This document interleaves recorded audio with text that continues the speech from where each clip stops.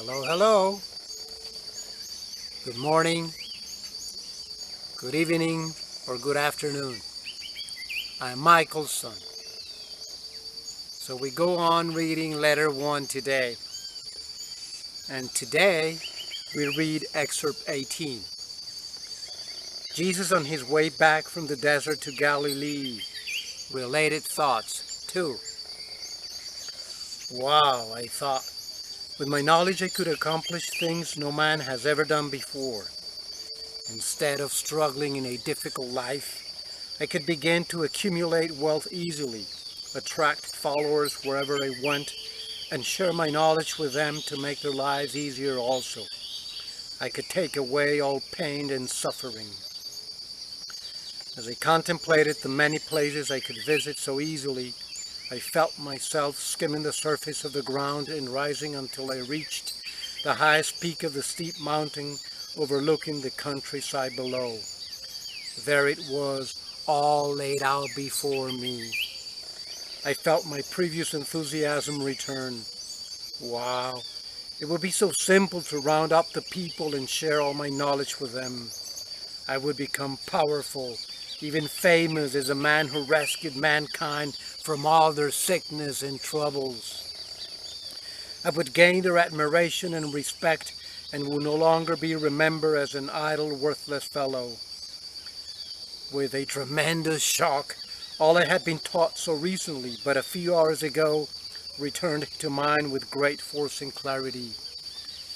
Had I not been taught that the only way I could ever prosper was to abandon my self-will and turn to the Father for assistance in everything I undertook? Then I remembered that creation had its own special purposes to fulfill. The individualizing process had created the pull and push, the give and take in human behavior. Although these human characteristics caused people great anguish in their lives, was it not the anguish which forced them to seek better ways to live in order to find true happiness? I realized that the ills of mankind had their place in the human scheme of existence. Was it right for me to bring privileged information to people in order to nullify the effects of the individualizing process? I realized I had been thinking from the central point of my individuality, the ego, and it was the ego drive which built barriers between mankind and Father creative consciousness. Therefore, my central point of human desiring would have to be conquered if I was to live in perfect harmony with my Father, as was my sincere intention.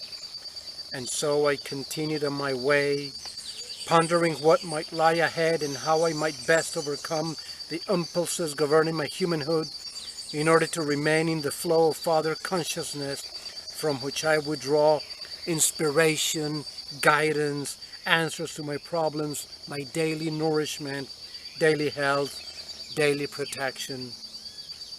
In fact, I realized that while I remained within this daily flow of Father consciousness, no harm could ever come near me, and my every need would be met. And more importantly, the Father consciousness working through me would do whatever was required for people in dire need of healing and comfort. At all times, I must overcome my rebelliousness against the harsh realities of existence and listen to the inner voice and conform to the higher will of the Father. This higher will was perfect love directed entirely at promoting my highest good. It would be extremely foolish, I realized, to continue along the path of self-will which had dictated my behavior to that time.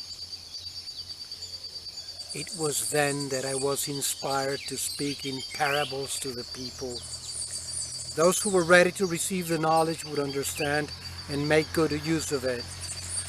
But, as it turned out, even my disciples could not rid themselves sufficiently of Jewish doctrine to enable them to understand either the principle of consciousness or the activity of the divine creative power within creation.